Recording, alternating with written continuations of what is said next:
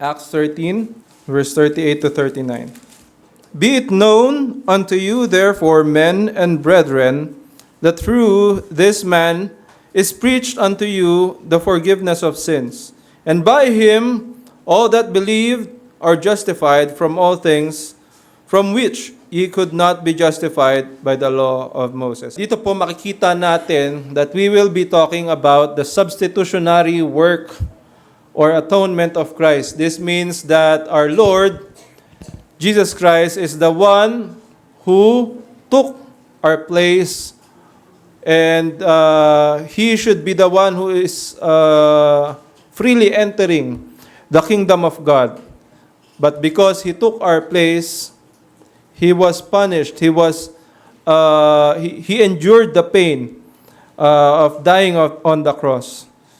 Sa atin pong verse, makikita natin na ang atin pong Panginoon ay He is the one that preached, and through His blood and through Him are we justified from all things. Sa mga bata-bata po, makikita po natin na ang substitution ay pagkakapalit ng dalawang bagay. So, ibig sabihin po sa sports, pag sinabi po sa volleyball na substitution muna, or ibig sabihin, sub ka muna sa akin, no? Ay pagpapalit yung dalawang players.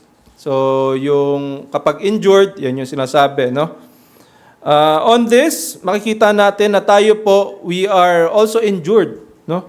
Because we are unable on our own to attain the salvation or to attain our place in the kingdom of God. And because of our sins, we see kung ano po yung estado natin sa harap ng Diyos. Now, there are three things that we can see kung paano po kumilos ang Panginoon, or kung paano po ano yung reason or ano yung nangyari sa substitution po ng atin pong Panginoon. Sabi po dito ay suffering substitute, which is Christ suffered in our place, taking upon Himself the punishment that we deserve. So we deserve the punishment that He endured on the cross. And even though we will be on the cross, yung atin pong dugo ay hindi worthy as payment, no, ng atin pong kasalanan. Because we are not holy. We are not God, no? We cannot attain our salvation or on our own talaga. Makikita po natin ito sa, sabi po sa first parts of 1 Peter 2:24, who His own self bear our sins in His own body on the tree. So, yung atin pong kasalanan ay inako niya. Inako po ni Kristo ang kasalanan natin na dapat po tayo ang magbabayad. Sabi po ng Panginoon, tetelestai. It is finished, it is paid in full, no? Kaya po ang atin pong pagkakautang na hindi natin kayang bayaran sa Panginoon ay bayad na. So, He is the suffering substitute. The sin that we have is laid upon Him. So, Christ bore the full weight of our sin, becoming sin for us. So, ang atin pong Panginoon na banal, Siya pong walang kasalanan, Siyang maputi, Siyang karapat-dapat na pagpurihan dahil Siya po ay banal. Wala Siyang kasalanan, Siya ay inosente. No? Parang yung tupa nga po, no? Na innocent, which is being offered for the sins of Israel. Yun po ang yun po ang pinakita, no, na ginawa ni Kristo. He bore our sins, the full weight of our sin. Ibig sabihin, nung pinarusahan po, or nung Siya po ay pinako sa krus, hindi po yun kulang ang parusa sa Kanya. Ang parusa po na binigay kay Kristo because of our sin ay sobra pa. Makikita natin that it is more than what we deserve, no? Dahil yung kanya pong yung binayaran niyang kasalanan ay hindi lang po para sa akin, kundi para sa inyo rin.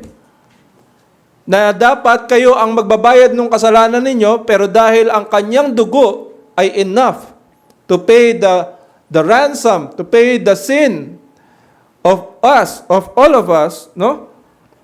Na kanyang niligtas, He is become sin for us. Yung siya po na walang kasalanan ay naging kasalanan para sa atin. Makikita po yun dito sa 2 Corinthians 5:21, "For He hath made Him to be sin for us, who knew no sin."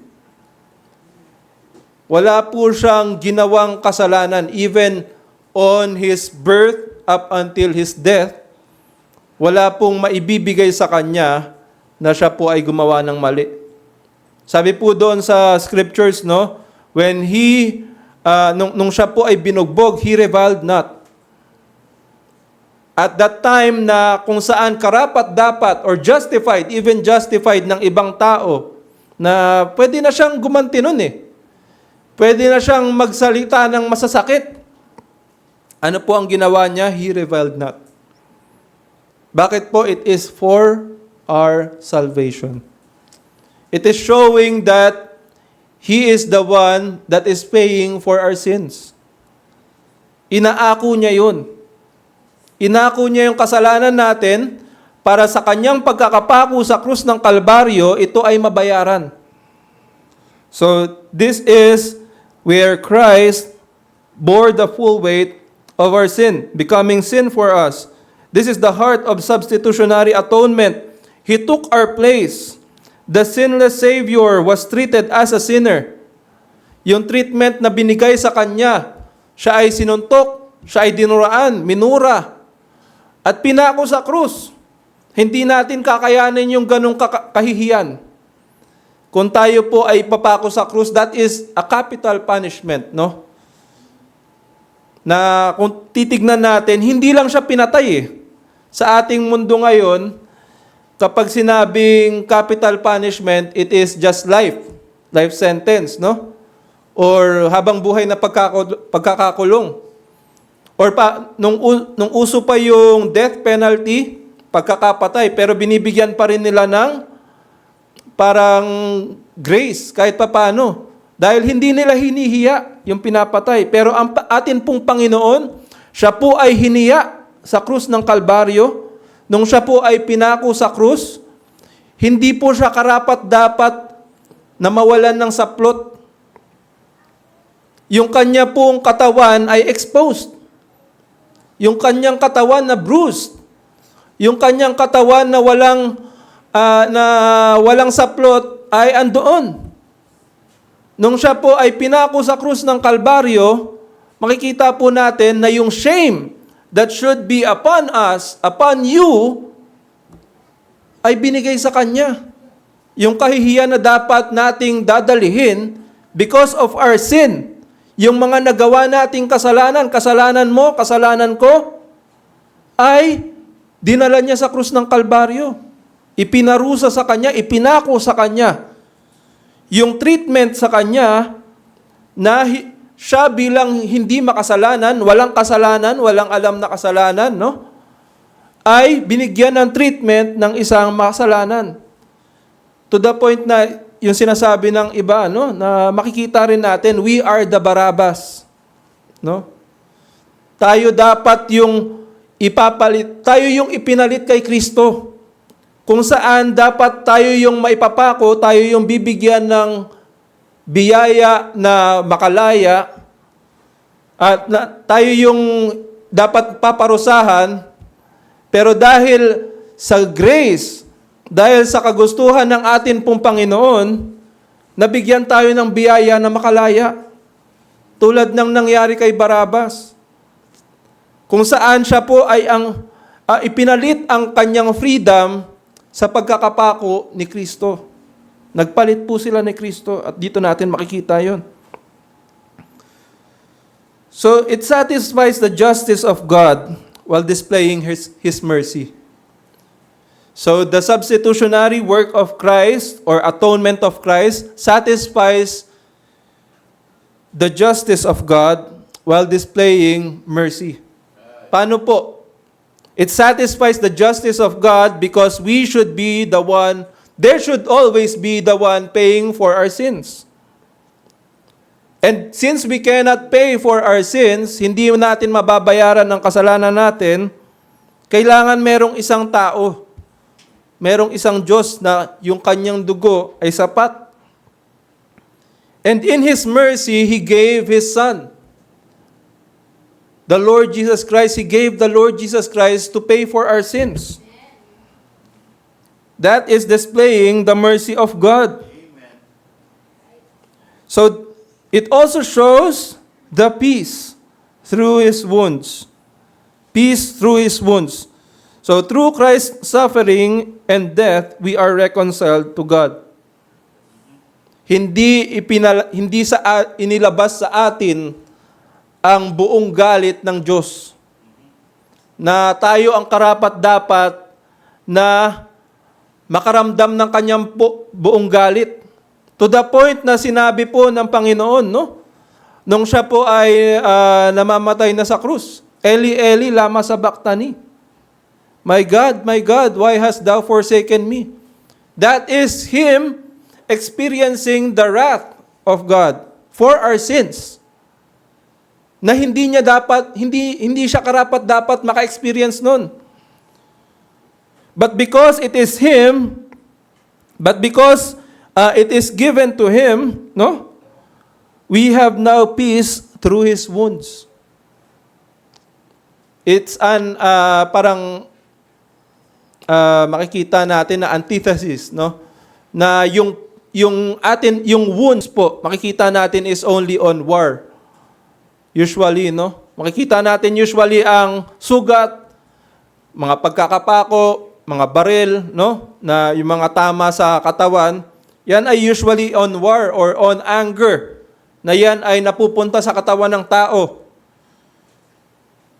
But since it is given to our Lord to save us, we see the peace through His wounds. Sabi po dito sa Romans 5:1, therefore being justified by faith, we have peace with God through our Lord Jesus Christ.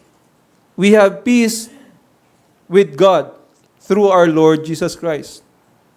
Because we are justified by faith. We are not justified by works.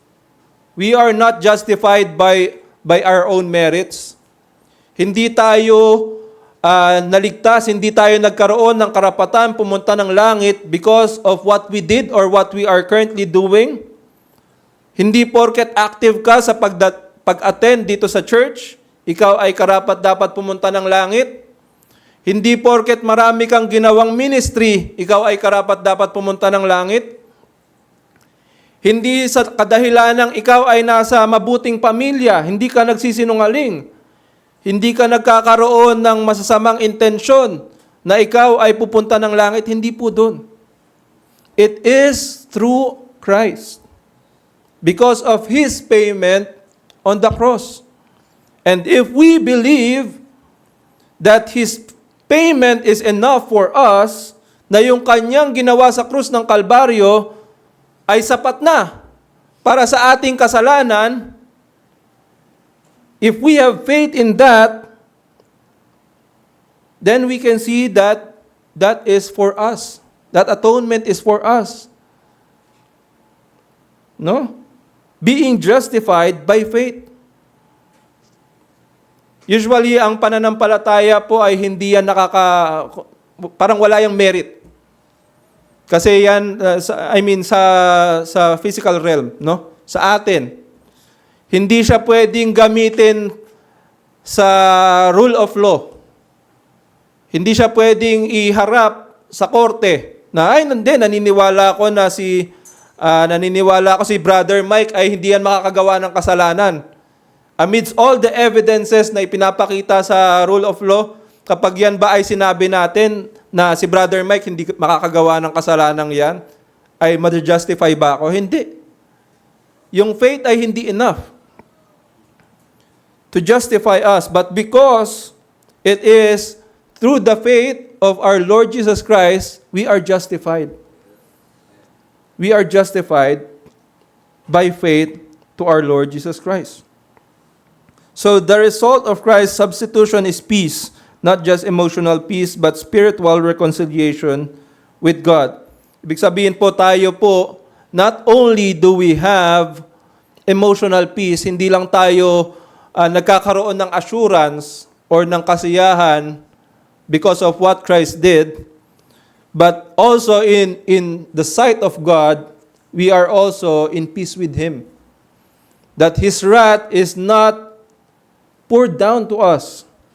Isn't it a blessing for us na nakagawa ng kasalanan, na karapat dapat mamatay, na karapat dapat pagbayaran ang kasalanan natin, that we have peace instead of war, instead of bearing our own burdens, bearing our own faults. No? Pag tayo po humaharap sa ating parents, tayo ay bata pa, at alam natin na tayo nagkamali, tumutungo tayo eh. Ibig sabihin, we cannot bear the sight of them angry. At mararanasan kasi natin yung wrath. Ganon rin yung mararanasan sana natin, but because we are justified through Christ, we will not experience that wrath. Yung yung puot po ng Diyos na dapat sa atin ipapataw, ihahampas, no? Na dapat tayo ang masasaktan, si Kristo po ang nasaktan para sa atin.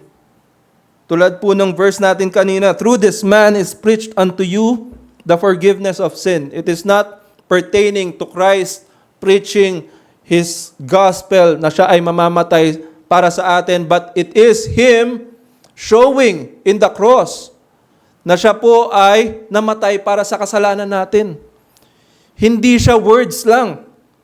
Hindi siya salita lang na sinasabi niya nung siya ay nabubuhay pa sa mundo na ako ay mamamatay para sa inyo because of my love for you, I will die for your sins. Hindi yun sa salita niya lang ginawa.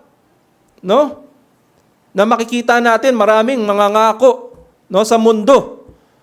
Pero ang atin pong Panginoon, ang kanya pong pangako ay kanya rin pong tinupad. He fulfilled His promise that through Him we have atonement to God.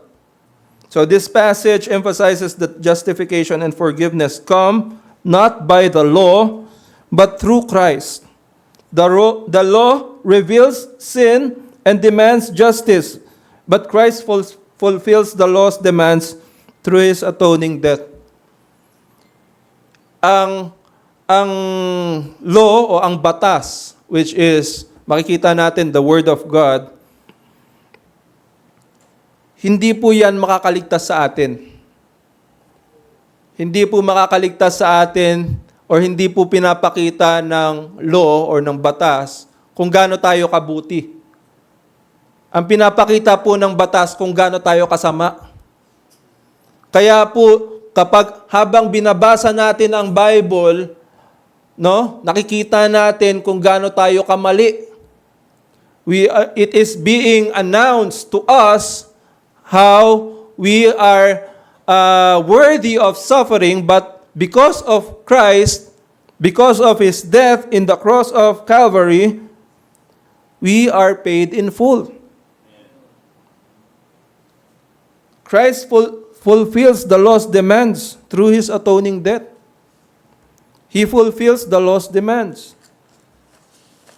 Ano po ba ang mga demand ng law?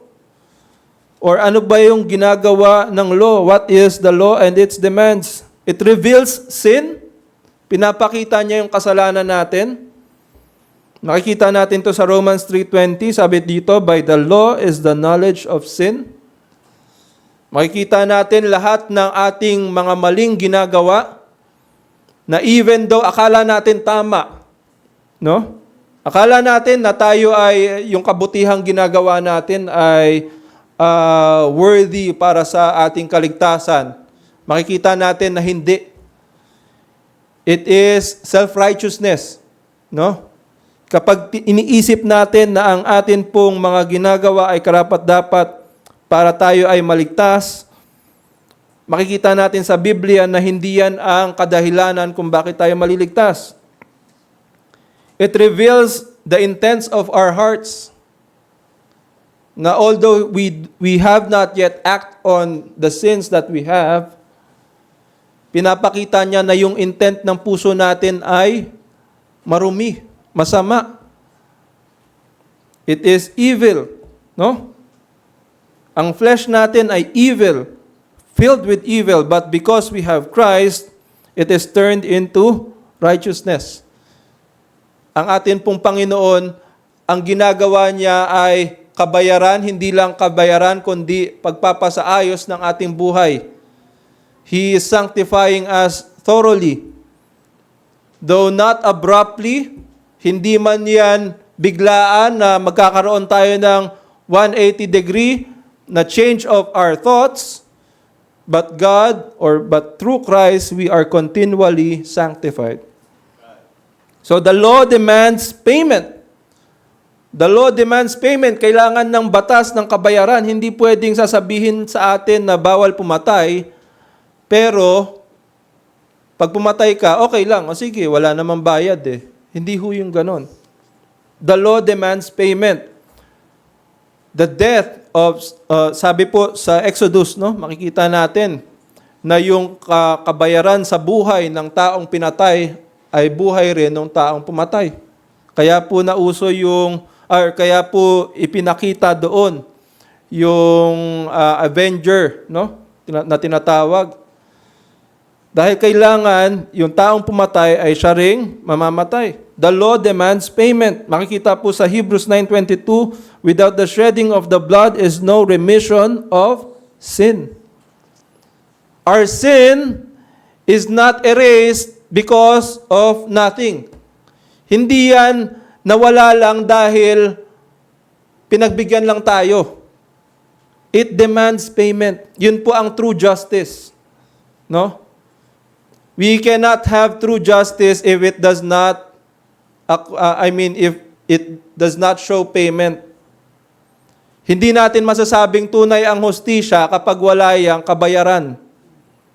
Kaya hindi natin pwedeng sabihin na ang Diyos naman ay mabait lang, no? So dapat tayo lahat pupunta sa langit. Na dapat walang tao sa impyerno dahil mapagmahal ang Diyos ay pag-ibig. Our God is God of love, but He is also a God of justice.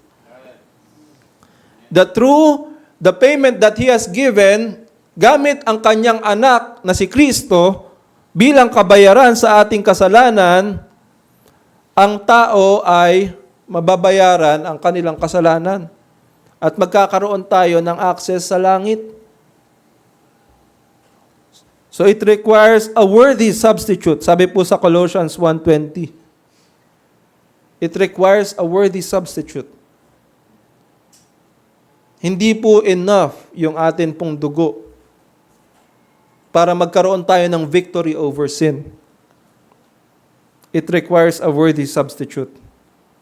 Makikita rin po natin sa Exodus, no, na merong value, merong mga itinalaga na hayop bilang kabayaran sa certain sins. So ibig sabihin, yung mga kasalanan na yon ay kailangan mabayaran ng mga bagay na tinatanggap ng Diyos bilang kabayaran sa kasalanan natin. So yung ating mga gawa, sa harap ng Diyos, filthy rags yan. Sa harap ng Diyos, hindi yan karapat-dapat bilang kabayaran sa kasalanan natin. Ang kailangan ang hinahanap ng Diyos sa atin ay yung malinis. Malinis na kabayaran na hindi natin mabibigay dahil tayo ay makasalanan. It is only through Christ that we can afford payment for our sins. Mali nga yung term na afford kasi hindi naman tayo ang nagbayad nun. It is Christ who paid for it. It is only through Christ that we are paid for our sins. So it must be satisfied. The law demands to be satisfied, which Christ did perfectly. Sabi po sa Hebrews 10, verse 14, pwede nyo pong buksan ang inyong mga Biblia. Sa Hebrews 10, verse 14, sabi po dito, "For by one offering he hath perfected forever them that are sanctified." He hath perfected. He hath perfected. Ibig sabihin, tinapos niya na.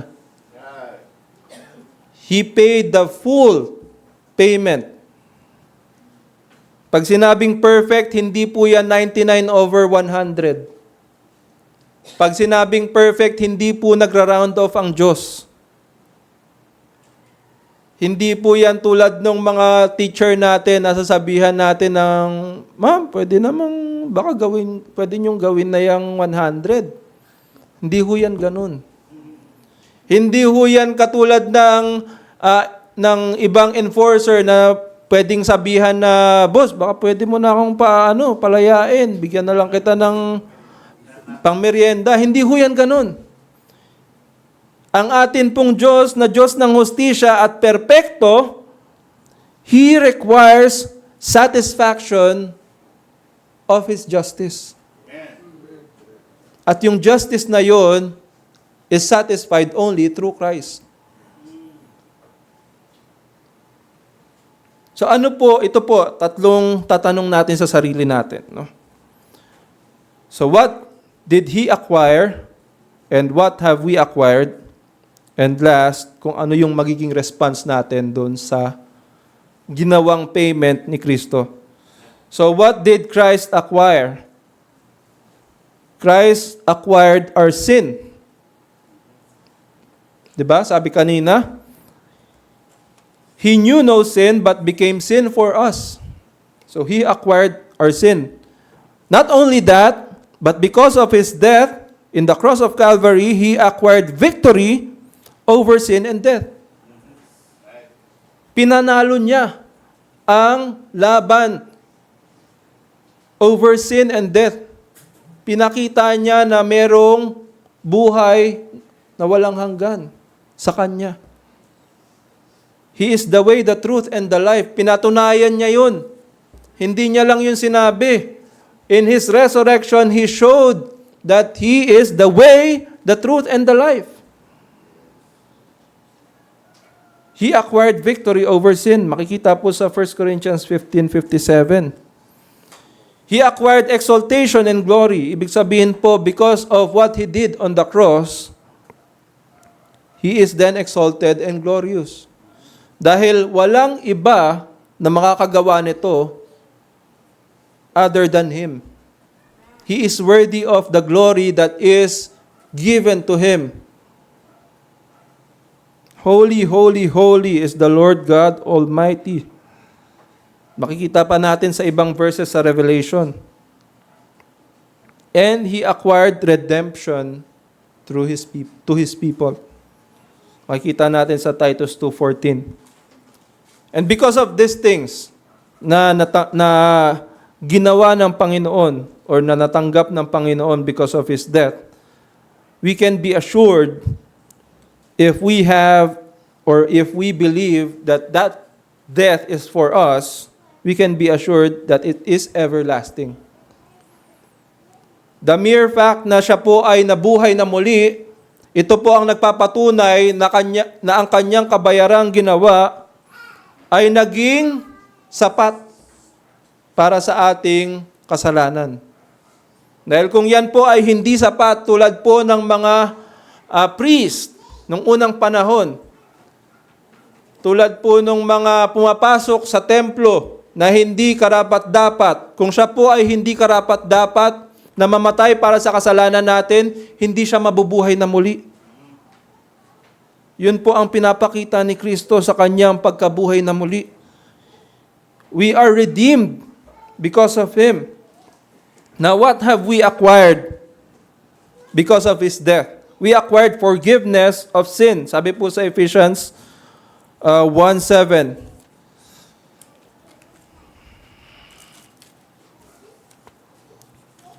Sabi po sa Ephesians 1:7, in whom we have redemption through His blood, the forgiveness of sins according to the riches of His grace.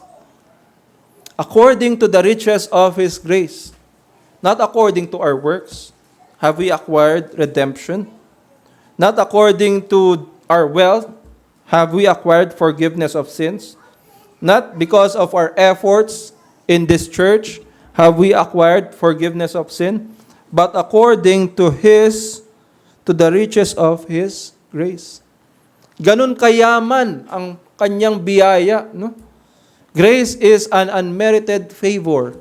Yung kanya pong binigay sa atin na unmerited favor ay ganun na lamang kataas. Na kung tayo po ay kanyang niligtas, tayo po ay dudulog lamang sa kanya sa prayer, and He is faithful and just to forgive us our sins and to cleanse us from all unrighteousness. Wala pong matitira na kasalanan sa atin kapag tayo po ay pinatawad ni Kristo. Walang maipapataw sa atin when we are judged. If we are forgiven by God. If we have faith in Him. There is forgiveness of sin. We also acquired justification. Ibig sabihin sa harap ng husgado, which is Christ, no, which is God. Sa harap niya, tayo po ay walang sala. We are justified because of this. And we have peace with God. Tulad nga po dun sa Romans 5:1. Because also of His death, we acquired adoption as children of God. Yung atonement po na ginawa ni Kristo dun sa krus ng Kalbaryo became our certificate na tayo po ay adopted sons and daughters of God. Na although hindi po tayo karapat-dapat doon sa pagiging anak ng Diyos, no? Pag sinasabi sa trabaho, anak ka ng Diyos, no? Kasi ikaw ay parang very special. Iniisip nila na dapat meron kang something that would merit you to be son of God. Dapat po ang sasabihin natin, we are sons of God because of His grace. And we have not attained it on our own. But because of His death in the cross of Calvary, we are adopted children of God. Sabi po sa Galatians 4:5.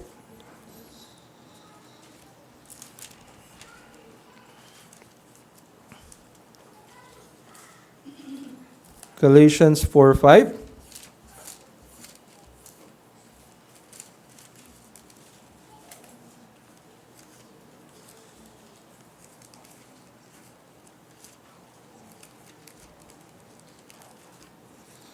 Sabi dito ay, to redeem them, sabi po sa verse 4. But when the fullness of time was come, God sent forth His Son, made of a woman made under the law, to redeem them that were under the law, that we might receive the adoption of sons. Christ is sent for us to redeem us that were under the law. Ibig sabihin po, tayo po ay hindi above the law, no? Ibig sabihin, tayo po, ang hatol sa atin ay magkakatotoo. Meron po tayong hatol na hinihintay. But because of Christ, which is sent forth by God, we have received adoption of sons. And we have been paid in full doon sa hustisya na hinihintay para sa atin. So, makikita po natin na tayo po ay very blessed because of this, no? Yung mga wala pa ako meron tayong kakilala na nag-a-adopt ng bata. Mahaba po ang proseso ng pag-a-adapt ng bata dito, no, sa Pilipinas. And adoption means that you are taking responsibility of that person. Malaki rin ang malaki rin ang binibigay na recognition dun sa tao na ina-adopt. Ibig sabihin, yung right ng mga anak ay magkakaroon rin siya ng right when you are adopted, no? And because of Christ's death on the cross, yung kanya pong karapatan na pumunta sa langit, nagkaroon rin tayo ng karapatan. Hindi po natin merit, no? Hindi dahil sa mabait tayo kaya tayo pupunta ng langit, no? Mag-ingat tayo dun sa mga sasabihin natin sa mga bata, no? Lagi natin sinasabi yan sa mga bata, dapat very good ka para pumunta ka ng heaven. Hindi ho ganun. Baguhin natin yon. Dahil tayo po ay pupunta sa langit because of Christ. Lastly, what have we acquired? Eternal life. Sabi po sa John 3:16, and I hope everyone can recite this, no? Fully in our hearts, na hindi tayo nagkakamali. Dahil yan po ay very essential sa atin pong salvation. For God so loved the world that He gave His only begotten Son, that whosoever believeth in Him should not perish, but have everlasting life. Now, what should be our response and challenge, knowing that these things have been given to us?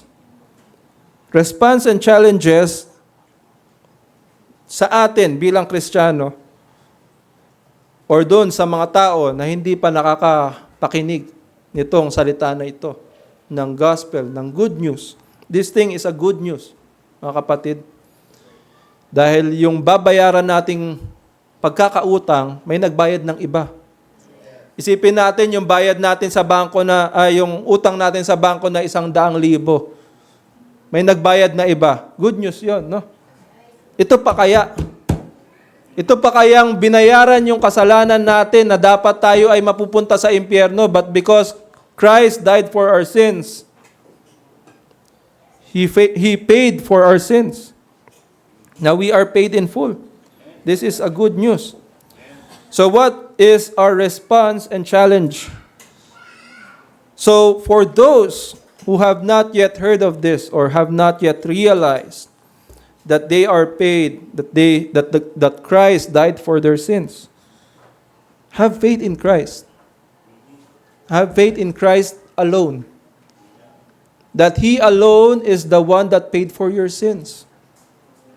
Have faith in Him. Acts 16:31.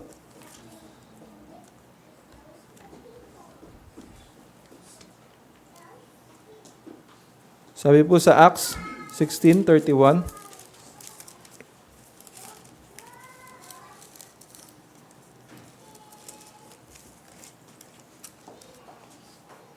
Makikita po dito, and they said, believe on the Lord Jesus Christ, and thou shalt be saved, and thy house. Believe in the Lord Jesus Christ, and thou shalt be saved. Hindi niya sinabing maging mabuti kang tao, and you will be saved. Hindi niya sinabing dapat ikaw ay mangungumpisal sa pare or sa pastor para ikaw ay maligtas.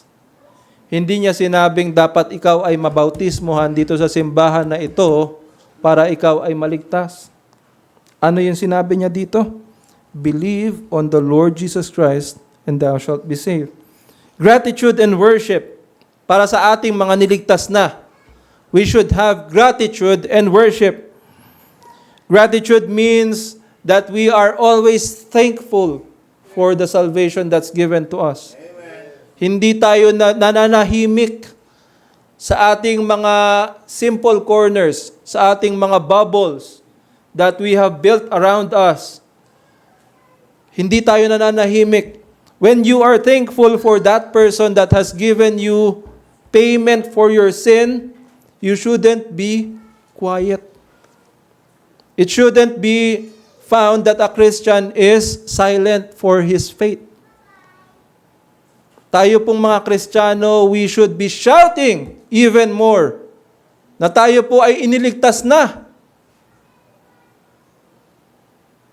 Yung mabayaran ng ibang tao yung ating kautangan sa bangko, baka ipagmayabang mo pa yan, gawin mo pang abay sa kasal o kung saan man, no? Gawin mong ninong ng mga anak mo, ipapakilala mo, ito po yung nagbayad ng utang namin, yung bahay namin, binayaran ito. Now, Christ paying for your sins should not be a silent secret. It should be an open book na pinipreach natin. Na lahat ng taong nakakausap natin ay nakikita, nalalaman na tayo po ay iniligtas na ni Kristo. Kaya po yan good news. Yan po ay ipinapamahagi. No? Hindi yan good secret. Yung atin pong knowledge of salvation, hindi po yan secret. And having gratitude of what He did for us, it should be seen in the things that we do. Paano tayo kumikilos para sa Kanya? Are we looking for more of His Word? Nagugutom ba tayo sa Kanyang salita? Lagi ba natin siyang kinakausap? When we are thankful for someone, lagi natin kinakausap yun. Lagi ba tayong nagsasalita patungkol sa Kanya? Tignan natin ang sarili natin. How is our worship as well, no? Sa Panginoon. Paano ba tayo, hindi kasi tayo nagpe-praise and worship dito eh. Pero paano tayo, no? How do we show that we are praising God not only in our songs? Every Sunday ka lang ba nagbibigay ng worship sa Panginoon? Tanong natin yung sarili natin. At kung every Sunday ka lang nagbibigay ng worship sa Panginoon, every Sunday ka lang ba binibigyan ng kaligtasan ng Panginoon? Hindi po. Palagi, yung lahat ng kasalanan mo, buong buhay mo, binayaran yan. So, hindi yan dapat every Sunday ka lang nagbibigay ng worship sa Panginoon. Holiness and obedience. We should have holiness and obedience. Offering up our bodies as a living sacrifice. Living sacrifice. Holy and acceptable for Him. Holy and acceptable for Him. Na yung puso natin, hindi na yan kailangan pagsabihan na ikaw ay nakagawa ng mali. Para lang ma-realize mo na ikaw ay nakagawa ng mali. No? Hindi na kailangan ng ibang brethren minsan, no? Na i-convict ka, uy, Brad, ano ba yung ginagawa mo? Parang mayabang ka pa dyan sa kasalanan mo, magbago ka na. No? Tignan natin yung sarili natin. Are we acting on His holiness? Are we walking in the light that He has given to us? Are we obeying His word? Tignan natin ang sarili natin. Now, the challenge for us na mga niligtas na ni Kristo, no? We should preach the gospel. Tulad nung sinasabi natin. Preaching is not only for the preachers, no? Preaching is also for those who are given salvation. Kaya nga po yan binigay ang Great Commission hindi lang dun sa apostles. Ang Great Commission hindi lang ho binigay dun sa 12 apostles or dun sa mga kasama niya, kasama ni Kristo nung siya po ay mag-a-ascend na. Hindi po. It is given to the church. And as long as the church lives, so should that Great Commission live. Na ang atin pong ginagawa bilang simbahan ay sumusunod sa kanyang Great Commission. Go ye unto all the world and preach the gospel. We should live as ambassadors of reconciliation. Tayo ba ay ambassadors of reconciliation? Ibig sabihin, tayo ba ay nagiging daan not only for men to make amends to each other, hindi lang sa pagkakaroon ng mabuting pagkakaunawa ng mga kapatiran, no? Na doon tayo nagiging ambassadors of reconciliation. Ambassadors of reconciliation from men to God. Are you an ambassador of reconciliation? Tignan natin sarili natin. And lastly, we should never forget the cost of our salvation. As long as this salvation and the payment that is made by Christ is preached in this pulpit, dito natin makikita that we are not forgetting the cost of our salvation. Palagi po natin dapat pinapamahagi na tayo po ay iniligtas, tayo po ay binayaran ng dugo ng anak ng Diyos. Lagi natin yang pinapakita, lagi natin yang nire-recognize sa buhay natin. Because only then will we recognize that we are given much grace. Na yung dugo na hindi dapat sa atin, binigay sa atin. Ito po ang kagandahan, no, kapag tayo po ay niligtas ni Kristo. Saglit po tayo manalangin as we end our preaching. Tayo pong lahat ay magsitayo.